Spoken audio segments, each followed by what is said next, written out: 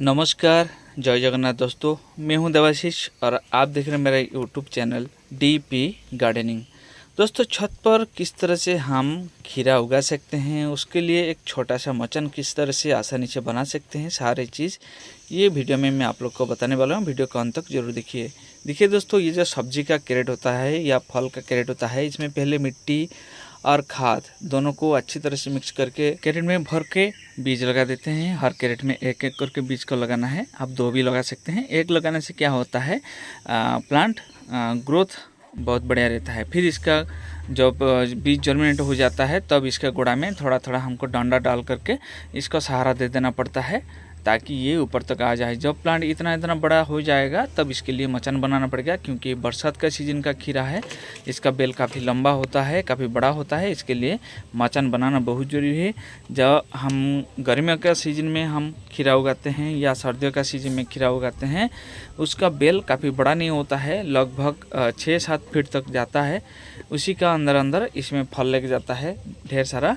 लेकिन ये बरसात का सीजन में जो खीरा होता है, इसका बेल काफ़ी लंबा होता है, इसके लिए मचान बनाना पड़ेगा। और यहाँ पे मचान बनाने के लिए देखिए मैंने कुछ बम्बू लिया हूँ और जो मैं 6 गो कैरेट में 6 गो बीज लगाया हूँ।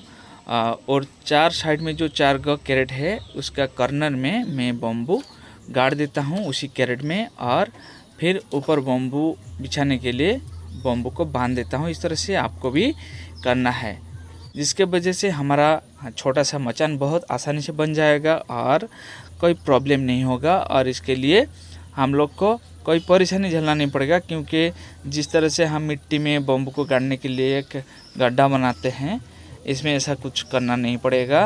हम कैरेट में जो मिट्टी भर के रखे हैं उसी में ही बम्बू को डाल देते हैं, जिसका वजह से ये हिलता नहीं है। अगर हिलेगा भी थोड़ा बहुत कोई प्रॉब्लम नहीं है। और बांधने के लिए यहाँ पे मैंने जो पुराना पॉलिस्टर कपड़ा होता है उसी को फाड़ फाड़ के मैं धागा बना लिया हूँ। ये 2-3 साल तक आसानी से चल जाता है, प्रॉब्लम नहीं होता है। फिर अब जो इसका ऊपर मैंने पतला पतला बम्बू बिछा करके मैं बांध रहा हूँ, ये है केले का डंडा। जो केले का पत्ता होता है उसका जो डंडा होता है उसी को मैं पानी में भिगोकर उसी से थोड़ा थोड़ा ले करके बांध देता हूँ। ये भी कम से कम 6-7 महीना आसानी से रहेगा, कोई प्रॉब्लम नहीं होगा। और दोस्तों, इस तरह से हम छोटा सा मचान बना सकते हैं, बहुत आसानी से बन जाएगा। जिस तरह से मैं बनाया हूँ आप भी उस तरह से बना सकते हैं। और मचान बनाने से क्या होता है, ये ज़्यादा अच्छी तरह से फैल पाता है और इसमें हम लोग को फ्रूट भी अच्छी तरह से मिलता है, क्योंकि ये काफ़ी लंबा होता है। अगर ये ज़्यादा बड़ा नहीं हो पाएगा या ये फैलने के लिए जगह नहीं मिलेगा उसको, तो इसमें फल भी कम आएगा। फिर इसको मचान का ऊपर इस तरह से सुला देना है। अभी एक काम हम कर सकते हैं, इसका जो ऊपरी हिस्सा होता है, आगा होता है, इसको काट देते हैं। और काट देने से क्या होता है, हर पत्ते के गोड़ा से नया नया सब बेल निकलेगा और जिसका वजह से हम लोग को ज़्यादा फ्रूटिंग मिलेगा। कुछ ही दिनों में ये बहुत तेज़ी से ग्रो होकर के पूरा मचान इस तरह से कवर कर लेगा। और इसका गोड़ा में उसी समय थोड़ा खाद भी डालना है। मैं तो पुराना गोबर खाद डालता हूँ, क्योंकि मेरे पास बहुत सारे खाद है, जो कि मेरे पास खाद का कमी नहीं होने के कारण मैं इसमें ज़्यादा खाद डाल देता हूँ। ऐसा नहीं है कि बहुत ज़्यादा खाद डाल देते हैं, खाद डालने से ये ग्रो तो होता है लेकिन इसमें फूल फल कुछ नहीं आता है। अब धीरे धीरे इसमें फीमेल फ्लावर आने लगता है और मेल फ्लावर भी आने लगता है। पहले तो मेल आता है, फिर बाद में धीरे धीरे फीमेल फ्लावर आता है और धीरे धीरे इसमें खीरा बनना भी शुरू हो जाता है। और दोस्तों, मैंने इसका अंदर से कुछ पत्ता काट करके इसको हल्का कर लिया हूँ, क्योंकि ज़्यादा पत्ते होने के कारण इसका अंदर धूप नहीं पहुँच पाता है, हवा ठीक से नहीं पहुँच पाता है। इसकी वजह से इसमें ज़्यादा फीमेल फ्लावर नहीं आता है और पॉलिनेशन भी ठीक से नहीं होता है। इसीलिए इसको थोड़ा पुराना पत्ते को काट करके हटा देना सही रहता है। अब धीरे धीरे इसमें खीरा बनना शुरू हो गया है और इसी समय इसमें थोड़ा कीड़ा भी लगने का संभावना रहता है, जो कि लेदा कीड़ा होता है। उसको आप भगाने के लिए इसमें आप नीम ऑयल का छिड़काव कर सकते हैं। अगर नीम ऑयल छिड़काव करते हैं तो पॉलिनेशन में कोई बाधा नहीं होगा। कीटनाशक डालने से पॉलिनेशन भी ठीक ठाक नहीं हो पाता है, जिसकी वजह से फीमेल फ्लावर नष्ट हो जाता है पॉलिनेशन नहीं होने का कारण। और एक काम भी आप कर सकते हैं, अगर कीड़ा आप हाथ में लेकर के नष्ट कर देते हैं तो इसमें नीम ऑयल या कीटनाशक का छिड़काव करने का ज़रूरत नहीं होता है।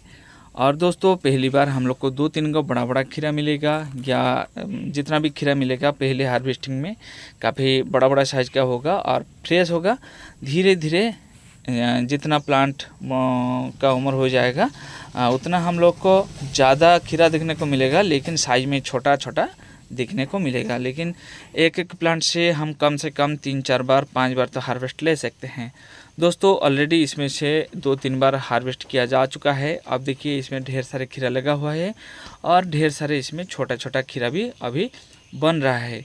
और जितना एंड तक आएगा खीरा का साइज़ सीधा नहीं होगा, थोड़ा बेंड हो जाएगा और लगभग दिवाली तक एक एक प्लांट से हम लोग को फल मिलता रहता है। इसका लगाने का सही समय है आप रथ यात्रा से पहले लगाइएगा तो बहुत अच्छा रहेगा। अभी भी टाइम है, अभी अगर लगाते हैं तो आप लोग को दिवाली का बाद भी इसमें से फल मिल सकता है। इस तरह से आप ढेर सारे खीरा पा सकते हैं और आसानी से मचान भी बना सकते हैं। यहाँ पे मैं आप लोग को और एक बात बताना चाहता हूँ, जिस टाइम में जो भी खीरा उगाना चाहते हैं बीज भंडार से वही सीजन का बोल करके आपको खीरा का बीज लेकर के आना है, क्योंकि दूसरा सीजन का बीज दूसरा सीजन में प्लांट तैयार हो जाता है लेकिन उसमें खीरा नहीं बनता है। इसीलिए जो सीजन में आप लगाएंगे उसी सीजन का हिसाब से आपको बीज लगाना है।